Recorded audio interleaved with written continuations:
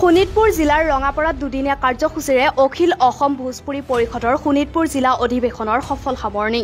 প্ৰথম দিনৰ কাৰ্যসূচী অনুসৰি অনুষ্ঠিত হোৱা প্ৰতিনিধি সভাত নৱনিৰ্বাচিত সভাপতিৰ দায়িত্ব শোণিতপুৰ জিলাৰ প্ৰাক্তন সভাপতি সন্তোষ সাহানিক আৰু সাধাৰণ সম্পাদকৰ দায়িত্ব সুবোধ ঠাকুৰক অৰ্পণ কৰে।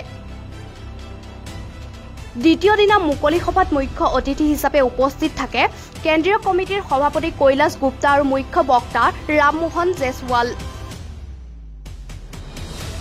বৃহত্তৰ অসমত থকা ভোজপুৰী সমাজৰ দুখীয়া লোকসকলৰ ত্যাগ আৰু প্ৰেৰণাক আদৰ্শ হিচাপে লৈ সকলোকে প্ৰগতিৰ দিশত আগবঢ়াই নিয়াই এই সভাৰ মূল লক্ষ্য বুলি মন্তব্য প্ৰকাশ কৰে নৱনিৰ্বাচিত সাধাৰণ সম্পাদক সুবোধ ঠাকুৰে। কাৰ্যসূচীৰ হিচাপে প্ৰথম দিনা যোৱাকালি আমাৰ প্ৰতিনিধি সভা হৈ গ'ল।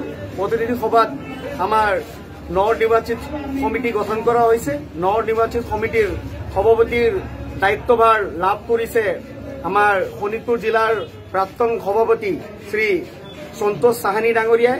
লগতে মোৰ ওপৰত পুনৰ আমাৰ সমাজে আমাৰ প্ৰতিনিধিসকলে যি আকৌ এবাৰ মোৰ ওপৰত সাধাৰণ সম্পাদক হিচাপে মোক আকৌ নিযুক্তি দিয়াৰ বাবে মই নিজৰ সমাজ আৰু লগতে আমাৰ সকলো আঞ্চলিক ভোজপুৰী পৰিষদ সকলো প্ৰতিনিধিসকলক মই ধন্যবাদ জ্ঞাপন কৰিছোঁ। ইয়াৰ লগতে আজি আমাৰ দুইদিনীয়া কাৰ্যসূচীৰ আজি ছেকেণ্ড দিনা আমাৰ আজি আম সভা মুকলি সভা চলি আছে আৰু এই মুকলি সভাত আমাৰ আমন্ত্ৰিত কৰি অনা আমাৰ